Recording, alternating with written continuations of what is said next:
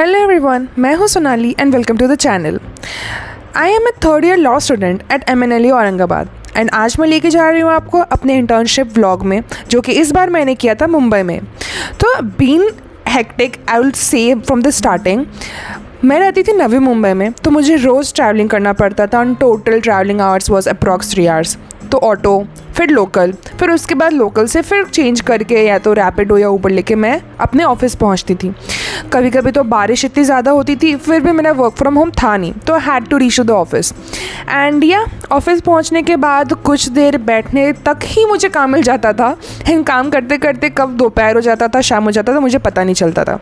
But you know what, your internship can be very memorable when you have good interns. These both were my good interns, I would say. I have made good memories एक ही महीने में इन दोनों के साथ, and it was good. इन दोनों के साथ lunch करने के लिए जाती थी मैं, और लंच करने के बाद we used to have cute little small tea breaks जहाँ पे we used to try to go away from our office and dump our whole rant for the day. And then coming back to the office, it was quite sleepy because you know after a heavy lunch you don't want to work anymore.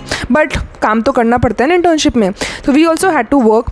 And being the best part of this internship apart from co-interns and the work that I did, I would say is the scenery, because my office was just opposite to Marine Drive.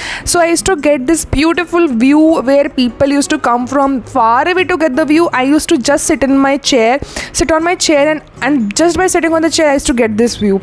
Like I know when there was rush on Marine Drive. I have seen Marine Drive being empty. I have seen Marine Drive ka rush. I have seen the traffic. So that's it for the video. Thank you.